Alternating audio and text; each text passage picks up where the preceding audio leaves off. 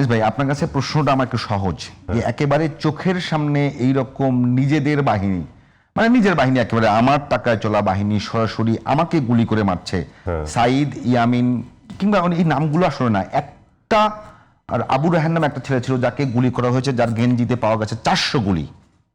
400 গুলি। তো আমার প্রশ্ন হলো, জুলাই তারপরেও কিভাবে সন্ত্রাসী কর্মকাণ্ড হয়? সন্ত্রাসী কর্মকাণ্ড কে বললো? ক্যাম্পেইন চলছে, সেটা নিয়ে আপনাদের কথা বলা উচিত। না, জুলাই এই যে ছবিগুলো দেখালেন, এগুলো তো নৃশংসতা। আমরা তো এই নৃশংসতার কোনোভাবেই সমর্থন করিনি বলেই তো আওয়ামী লীগের লোকজন বলে আপনি লালবদর ছিলেন, আর দুঃখজনক হচ্ছে লালবদররা বলে যে আপনি আবার কালাবদর ছিলেন। দিস ইজ দ্য মানে রিয়েলিটি।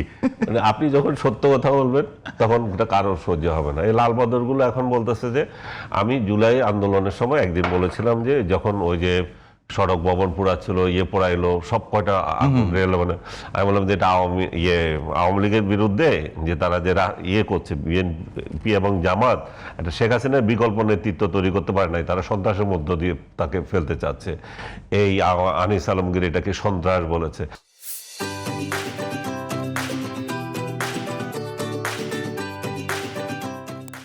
কিন্তু তার আগে যে এতদিন দিলাম, তারপরে যে এতদিন দিলাম, এগুলার কোনো হিসাব নাই, এগুলোর কোনো চিহ্নই নাই। ইভেন যে ছেলেটা এই যে আবু সাইদকে দেখালো, আবু সাইদের মৃত্যুর দিন আমি প্রথম ব্যক্তি বোধহয় আমি ঢাকা শহরে সাংবাদিকদের মধ্যে এটা তীব্র প্রতিবাদ করলাম, এবং আমার ফুটেজ নিয়ে, আমার বক্তব্য নিয়ে বিভিন্ন সোশ্যাল মিডিয়াতে, তারপর অনলাইন নিউজ করলো যে আনিস আলমগীর এটার করেছে। এগুলা তো কোনো হত্যা তো আপনি কোনোদিন সমর্থন করতে পারেন না। যে নিপীড়ন শেখ হাসিনার সরকার এই আন্দোলনটাকে দমন করতে ব্যবহার করেছে, সেটা তো বাংলাদেশের কেউ সমর্থন করে না, ইভেন তার দলেরও লোকজন করে নাই।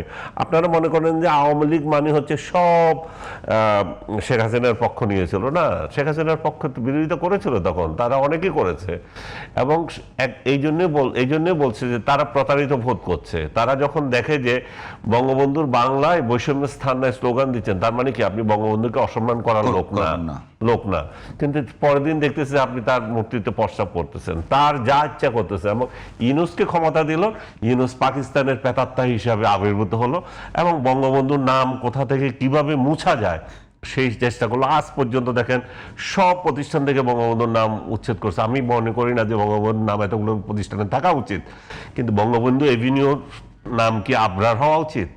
আর বঙ্গবন্ধু হলের নাম হাদি হওয়া উচিত? আপনি যখন এগুলাকে ইনস্ট্যান্স দেন, তখন আপনার কাছে কি এখানে মনে হয় যে 17 বছরের তখন মানুষের মধ্যে কি ইমপ্রেশন জাগে?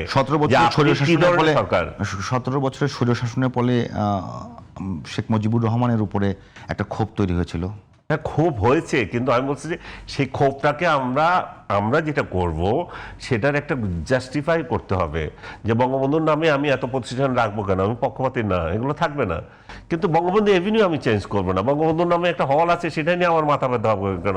বঙ্গবন্ধুর নামে একটা মেডিকেল আছে, সেটাতে আপনার মাথা ব্যথা হবে কেন? আপনি সব কিছু থেকে যখন মুছে দিতে চান, তখনই আপনি এই ইট আবার তৈরি করে রাখছেন যে আবার যদি এরা ক্ষমতায় আসে তখন এর থেকে ডবল করবে, এর থেকে ডবল প্রতিষ্ঠানের নাম করবে, এবং যাদের নামে আপনি করছেন তাদের মুছে দেবে। আপনি প্রতিহিংসার রাজনীতিতে চলে গেছেন। আনিস ভাই, আমি একটু আমি বক্তব্য রাখতে পারছি না, আপনার বারবার আমি বলছি যে এই যে জিনিসটা আমরা করছি, আমার যে আকাঙ্ক্ষা নিয়ে এই সরকারটা প্রতিস্থাপিত হয়েছিল, ইউনূস সেটাকে ধ্বংস করে দিয়েছে, এবং একটা প্রতিহিংসার রাজনীতি বাংলাদেশকে উপহার দিয়েছে। আর সেই প্রতিহিংসার রাজনীতি ইউনূস একটা ইলেকশন নিয়ে বিদায় নিয়ে গেলেও সেটা শেষ হয় নাই। সেটাই আসলে তাই, সেটা শেষ হয় না। বর্তমান সরকার সেটার মানে এটা ইনহেরিট করছে, মানে তার ঘাড়ে আসছে এটা। আপনি প্রতিহিংসা রাজনীতি কি থামছে? আপনি কি মনে হয় কেউ থামছে? আমার তো মনে হয় কোনো প্রতিহিংসা নাই বাংলাদেশের ইতিহাসে। আপনার মনে হবে না, কারণ বাংলাদেশে আপনি বলবেন যে আপনি নতুন এসেছেন এই কারণে। বাংলাদেশে নতুন না, বাংলাদেশে এখন প্রতিহিংসা রাজনীতি না। বাংলাদেশের ইতিহাসে প্রথম নির্বাচন হয়েছে যেখানে কোনো খুন হয় নাই। আরে আমি বারবার একই কথা, মানে নির্বাচন পরবর্তী যে ঘটনাগুলো ঘটছে, সমাজ কি আমরা যে ভেবেছিলাম ইউনূস চলে যাওয়ার পর আমাদের সোসাইটিটা এত ভালো চলবে যে আমরা এমন একটা সোসাইটি পাবো যেখানে আমরা সবাই মিলেমিশে এগিয়ে যাচ্ছি।